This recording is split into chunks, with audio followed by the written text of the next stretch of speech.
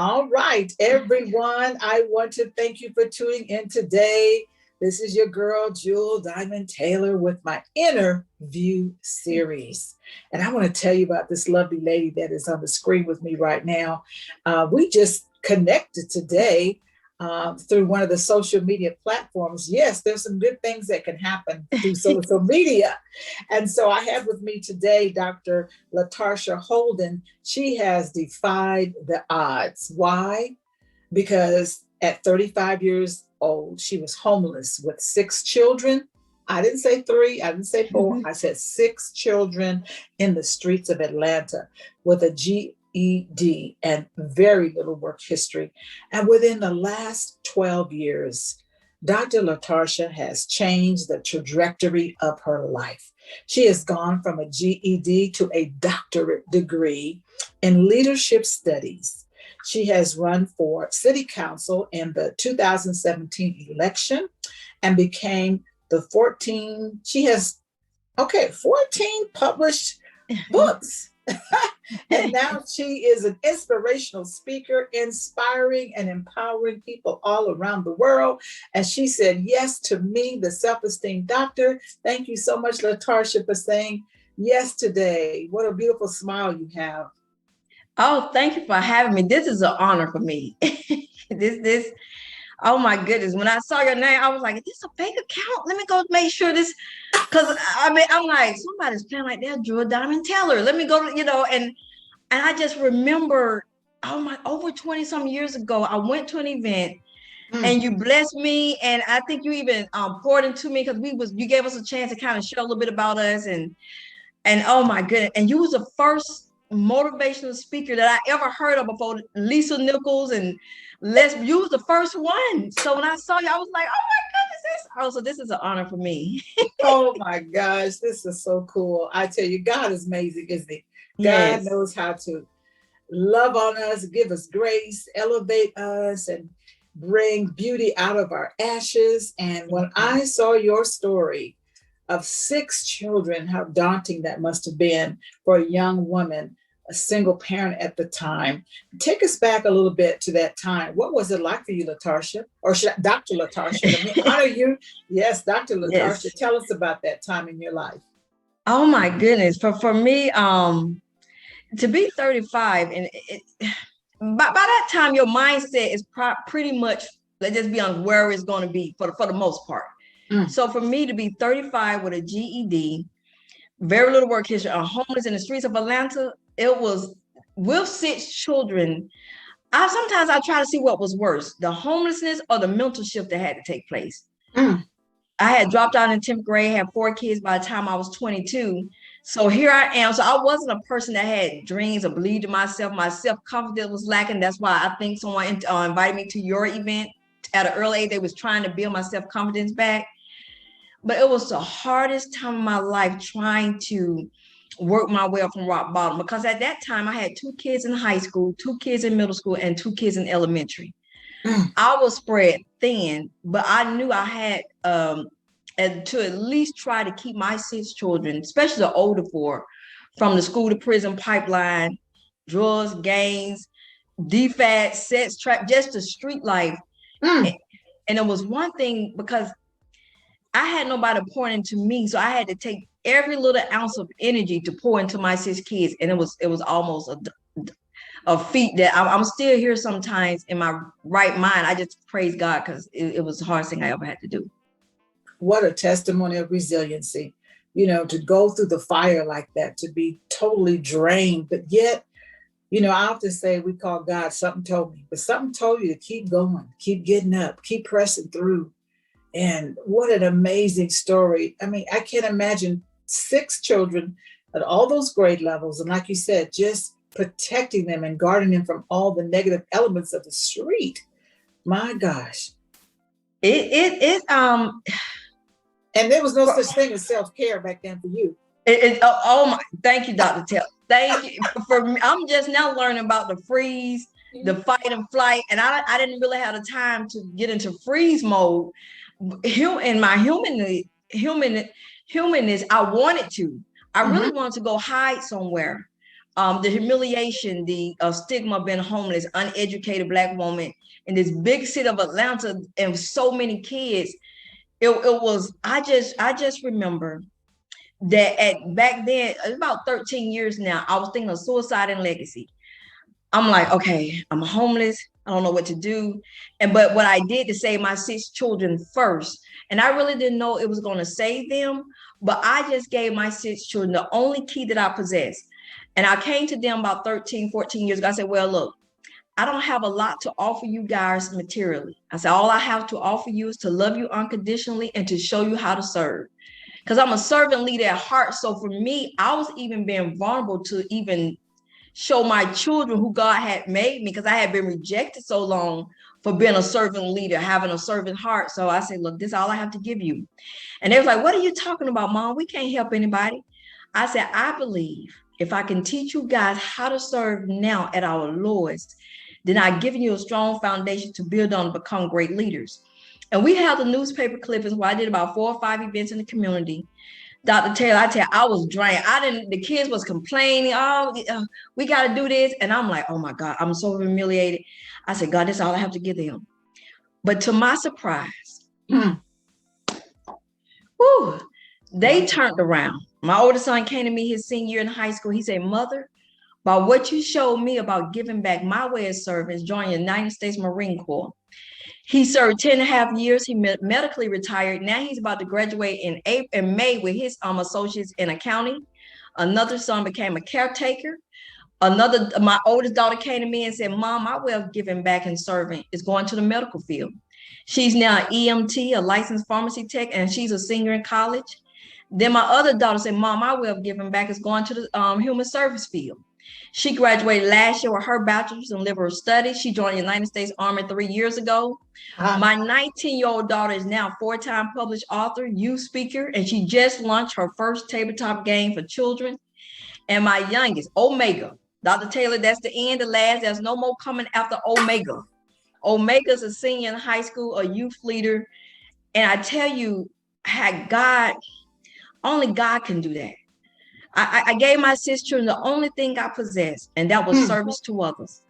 And they just turned around and just, but been homeless for 4 years. And I also posed a question as an ordained minister. What happens when your struggle outlasts your strength? Come on. We all know we can go through something for a couple of weeks, months, but what happens when it becomes years? And so the struggle of being homeless for 4 years and I enrolled in college, and the humiliation from family laughing and kids sometimes complaining. I remember walking to a hospital here in Riverdale, Georgia. And I walked into the hospital and I told the lady at the desk, I said, ma'am, I can't do this anymore. I'm thinking about suicide. She said, ma'am, are you saying you want to kill yourself? I said, yes, ma'am, I can't do it no more. I surrender. I'm tired. Dr. Taylor, they kept me for a week for observation. And I wasn't raised in the church, but this is where God and I got to know each other.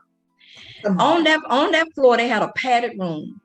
And I said, ma'am, I went to the desk and ma'am, can I go into that room? She said, ma'am, you're no threat to anybody. I said, I know, but I need to go in there.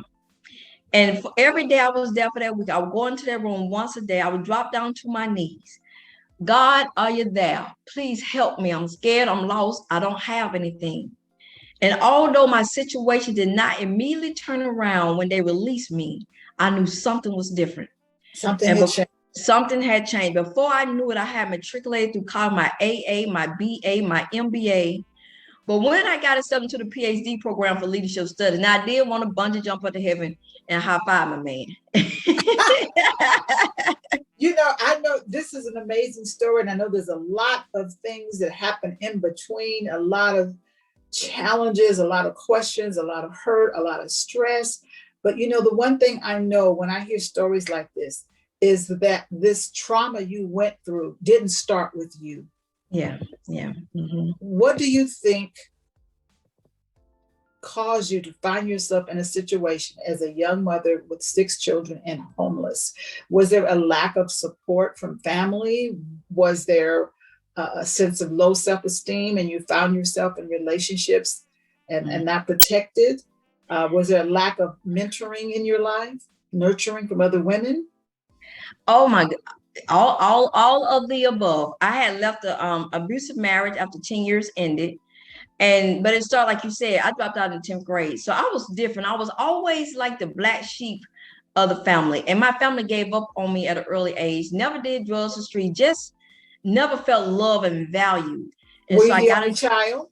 I'm the oldest of three girls. The oldest of three girls. And what was the destiny of the other two daughters, sisters, if you're allowed to share? Yeah. Well, I'm the first one, although I was home, I'm the first one to be a college graduate, to go to college and graduate. And they had support from my family. My mother and father, my parents still together till my mom passed away 2 years ago. But they had support. And I guess I was just the oddball, I guess. I was just the one. I mean, to have 4 kids by 22, they just gave up on me. So when I enrolled in college, maybe they was thinking, this girl is crazy. I mean, she's trying to go to college, she's homeless, give it up.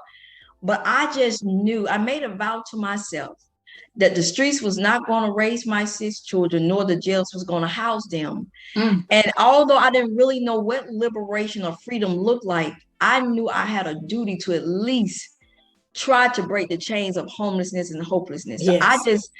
I enrolled in college. When I enrolled in college in 2007, we was living in a boarding house as squatters. And that's why I just would never forget you, because then I was struggling with low self-esteem. And someone invited me out, but I didn't have a mentor to help pour into me after I left. But you just the first motivational speaker, and you even poured words into me afterwards, and we had briefly talked. So for me, it was, and that's why when I saw you, I was just like, I can't believe this. But it was a feat. But one of the things my undergrad professor told the class, he said the world belongs to those who are disciplined.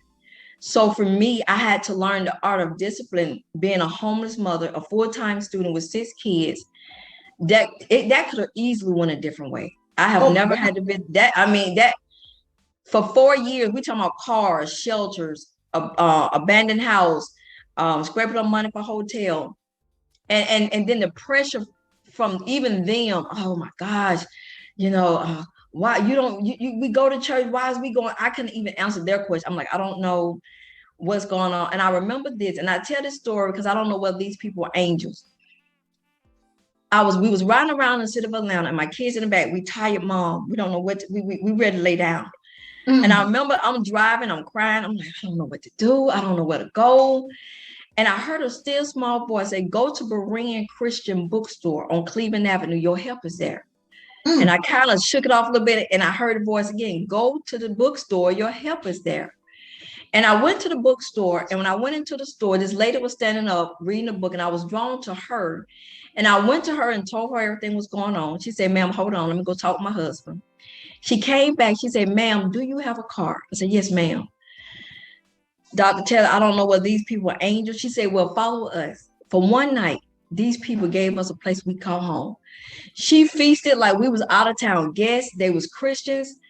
I mean, I just would never forget them, because we was all tired driving around in that car. I didn't have no money for a hotel. And I remember the next day when we was leaving her house, she gave me $60 and she prayed for me. And I just would love to meet them. That's why I don't know. I can't even remember how they look. So I don't know whether they was angels or what. Yeah. What a beautiful story. I bet you have just story after story after story. Tell me about the books that you've written. What are the titles of books? Yeah, I wrote my life story, No Longer Lost. Last year, I became Georgia Mother of the Year. And I also made United States history as I became National Mother of the Year for 2020. I'm the 85th woman in history to ever hold that title. So I wrote my life story, No Longer Lost, from homelessness to overcomer. And I just released a mini parenting guide so I can share the lessons that I learned over the 30-some years of raising my children. So I wrote these 2 books, a book on leadership, 4 children's books. I'm a community advocate. I wrote a 4-part youth series that deal with sex trafficking, bullying, teen dating violence, love and forgiveness, a 60-page training manual, a book for ministry. So I just started to believe what God said about me and just started using my gifts. Yeah, after all the crushing that you went through, Look, Yes. the oil that came out, all the crushing that you have been through, and you can smile and you are sane. And one of the things I love helping women to understand, that when you were having those feelings of being depressed and worthless and suicidal, it's not that you were mentally ill. You were having a very normal reaction to an adverse situation. And I hope that they didn't put you on any medication, did they? No, I think they did suggest. I said, I came in here without medication. I'm leaving because I knew I wasn't meant, like you said. Yes. That is your saving grace, because that spiral of people getting hooked onto medication because they're going through a dark period, which does not make them crazy. So when you were hearing voices like God is saying, go over there and talk to that person, that was the Holy Spirit talking to you. It's not that you were schizophrenic. No, exactly. And so, my God, I would love to hear some of you. I'm a parent, an adult child, and I have a child that is deceased, but I'm now a grandmother for the first time. And I'm still wanting to learn parenting tips, because there are many parents like me that were able to raise their children with comfort and the material things they needed. And yet your children did not have all the advantages, did not have all the comforts. And yet they turned out to be sparkling gems, servants for the Lord. And so you must have some great gems to share. Can you share some of those things with us now about parenting? Well, one thing I did, which takes this is the part of the parent I think takes a lot of more effort to put in. I literally had to learn to be homeless, but I still kept learning. I had to learn each of their personalities. Yes. The love was the same, but how I treated them was shaped according to who they were individually. Which for me, it took a lot of bit more work, because when you're home, you just want to group everybody together. But no, I had to still cater to each one individually. And where I could be stern with one, I might have to be a little less stern with someone else. And so and I just, oh my goodness, that's probably one of the biggest thing I would say that I had to learn. And that I think my children, and I gave them the freedom. I didn't come with them with, look, this is what you should be. Whatever you want to be, as long as you're not a killer or someone that's a menace to society, I will back you up. If you are the janitor, you be the best janitor you could be. And because I gave them the freedom to grow and to blossom and to make mistakes, they're running with it. God has allowed me to see now my 9-year-old grandson become a published author right before Christmas. My goodness.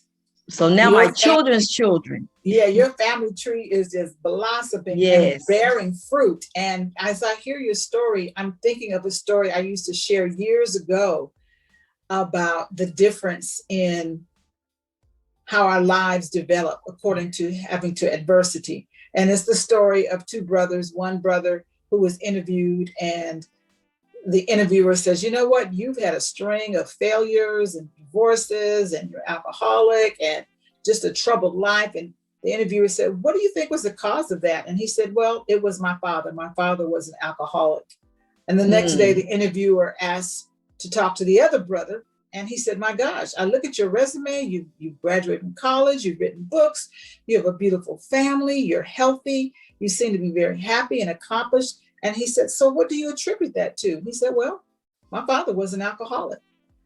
So to know that people can have the same environment, but one makes a decision that they're going to get up out of that they're going to find beauty in their ashes, that they're going to be a phoenix that rises. They're going to be resilient. They're going to be the first curse breaker. They're going to be the first one to own a home or graduate. They're going to be the first. And so you are a beautiful example of that, that you made a choice that I will survive. And now you are thriving, and you are an inspirational speaker, and you're touching people's lives, motivating them. You're motivating me. And I am just so honored that you said yes today. Tell me an experience that you've had now that you look back. Do you have any challenges where you sometimes, we talk about that impostor syndrome, like, is this really real? Do I really deserve this? Is it really happening? Are they looking at my past? Do you ever have those experiences? Oh, imposter syndrome. I battle with that every day. Because for me, if the Lord's will, I'll be 49 in June. So for me, I feel like I'm a late bloomer. I have the accomplishments, but I mean, in the last 12 years, I didn't have time to go. I wasn't on a job 20, 30 years. I didn't work for corporate America 30 years like some women Yes. probably my age, or a big nonprofit. So I don't have the big house, the cars, and this. So for me, I feel like, God, I got, but I'm a late bloomer when it comes to, I haven't been on my first vacation yet. Oh my I God. haven't, last time I've been to a beach is 25 years ago. So for me, I just battle with it. Like, is this really real? Yeah. I don't, even though I have a doctor, I don't try to be somebody that I'm not. I still speak just with love and compassion. And You're still humble. yeah, Yes. Yes. when I have a war, when God is blessing me with awards, and once that stuff is over with, the ceremony, I come home just like it never happened. Okay, God, what's next? What's next? What's next? Because my thing, Beyonce has a song called I Was Here. And the meaning of the song is that when her time here is up, let the world know you was here. What are you leaving behind that the That's world would it. know that you was here? And so when I wrote my books, I didn't have no money. I just learned how to self-publish. I didn't have money to go market, but I just kept writing. I said, you know what? Only 13, 12 years ago, the only people knew me was the welfare office. Mm. Just last year, I became National Mother of the Year, and I ran for public office in 2017, and I was invited via Zoom last year to speak to college students in India. Only God can take a Come former on. homeless woman who Woo! nobody knew, everybody Only gave God. up on, and say, now I'm going to present you to the world. Only God can do that. Oh my gosh. I Only love God it. can do I want to run around the room. it. Oh my goodness. It's And such I it's just want to tell you guys, Dr. Taylor looked the same. She did 20 some years ago. I'm telling you, I just want to put that in now. She looks the same. She has an age, but then they say black don't, don't but crack. she don't crack, but she looks exactly the same. Oh Oh my my God. I always tell people, I think that when you do what you love, yes. not only does the money follow, but there's a glow that you will have, because not everybody's fortunate enough to do what they love. Yeah. And I've been able to do what I love for 35 years. And there's a joy deep down in my soul. And then when I get to connect with someone like you that epitomizes what it is to be resilient, what it is to trust God, what it is to persevere, what it is to rise up out of the ashes, what it is to want to leave a legacy. And you said something earlier. You said you were fighting between legacy and suicide. Is that what you said? Yes. Yes. What a profound statement. I'm struggling between legacy and suicide. My God. And God won. God won. And your children won. And the people that will read your books will win. And the people that will hear you at the podium will win. And I pray that those that are listening to this today will win. And they will lift up their heads and they will say, you know what? I'm dealing with a lot less than she's dealing with. Yes, I'm in a spiritual warfare, but my God, if she could do that, I know God will not forsake me. Oh my goodness. And yeah. it's okay. And then Dr. LaTarsha, for a seasoned speaker like myself, who is now in my 7th decade, and you start to say, well, there's a lot more behind me than there is in front of me. And God, I pray that you'll be able to say, job well done. I pray that God will be able to say that you use the gifts that I gave you, that you did not waste your oil. Yes. And for you to say that over 20 years ago, you heard the Lord use me. Yes. And it ignited something in you. It just blesses my soul. Yes. Because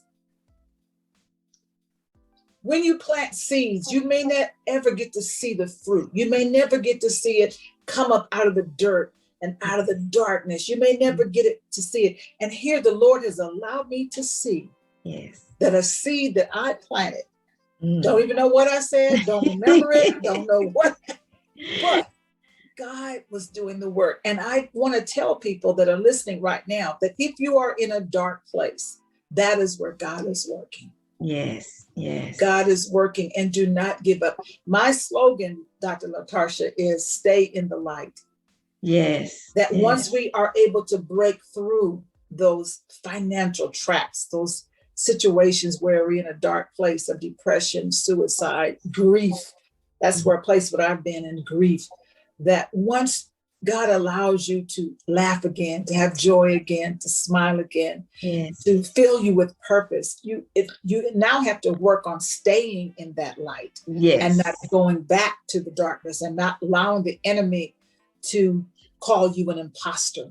Yes. You are not an imposter. You are the real deal. You are God's blessing on display. You are his handiwork. You are the evidence of what God can do. And so often we're looking for the easy way. We're looking for the comfort. We're looking for all green lights. Yeah. And here you didn't have any green lights for 4 years, not to mention 6 children, wanting Christmas presents and birthday presents and computers and new school clothes and the latest tennis shoes and the bows and all those things. But you see, because they didn't have those things, they had to trust you. They had to trust God. And then they got to see you teaching what it is to be of service to others, because we're not here for ourselves. We're here for God's people. And so I am just so thrilled that you said yes today. I can't stop saying that, because when I reached out to you and you were so quick to respond, I'm like, my God, this is great. And I'm going to make sure that I have you on YouTube. I have you on my podcast. And then you said you haven't had a vacation yet. And I want you to know, when you get ready to have a vacation and you want to see the ocean, I'm going to sponsor you to come to my Women on the Grow retreat. I've been doing retreats for 35 years. And last year of 2020, because of the pandemic, it was the first year I didn't have a retreat. But every year I host retreats, and we have it in Malibu, California. Okay. And it's a beautiful location. And I'm doing this not only because I want to bless you, but I want the women that come to our retreat to be in your presence. I want them to love on you. I want you to be able to share with them in more detail about this journey of Dr. LaTarsha Holden. I want them to be able to know that God is real and that God can turn our lives around. Oh my God. I'm sorry. Just hearing you talk, I just remember 20-some years ago.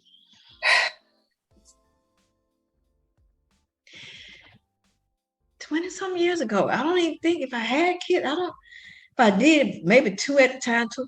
But I just remember you just pointing to me, talking, and because you called a couple of us up, I think we maybe raised our hand, and you just took the time, and I just feel back. I feel like a little girl. Woo, my God. Woo, Jesus. As you're talking, I just feel like a little girl, and I'm just, thank you, because I'm just learning now how to sprinkle a little love and compassion on myself. I raised my kids, my youngest son, he's 18 now, and I'm just learning how now it's okay to love on you. It's okay. Yes. It's okay to receive.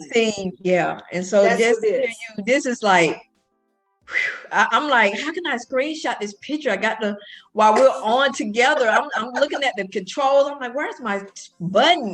This is, people don't know, when you're the first, I never even really knew what a motivational speaker was. So you was the first person that I've ever, and the only person that I've actually ever went to a motivational speaker event. And your name every time I saw you or followed you, it just have always, I didn't know of anybody back then. I didn't know of a Lisa Nichols or Les Brown, but I knew of a Jewel Diamond Taylor. That's the only person I knew. So you have, thank you. Whenever your retreat, I'm open. Everybody's grown now. So I'm just like, I'm like, God, I'm at a place I haven't been since I was 16 years old, before kids came. Yes. So this is really new for me, this space. And I just thank you for the invitation whenever, y'all have. And you're teaching someone right now, honey. Yeah. what it is to learn to receive and not push it away and not feel like, oh, I don't deserve it or I've got to pay for it. No, honey, nobody knows the oil in your alabaster box. Yeah. Nobody but you and God. And this is a very brief interview, and we haven't heard some of the details that were just probably so difficult and so straining on your spirit for you to end up in a padded room and cry out to the Lord, Lord, help me. Yeah. And that's all God wants from us, is to seek and to know that he is available. Because sometimes, that's why I love the scripture says, don't lean into your understanding. Because our understanding will have us all messed up. Yeah. But when we say, God, I need you, and I'm still asking that, even though I'm more mature than you, I'm still leaning on God. I am still seeking God. I am still growing. I am still, at on the potter's wheel. Yes. And I'm learning to accept it. I'm learning to endure it. I'm learning to excel in it and then pass it on to other women. Yeah. So I count this a true gift today, that we are connected. You are definitely you exemplified what we call a woman on the grow. That is the name of my ministry.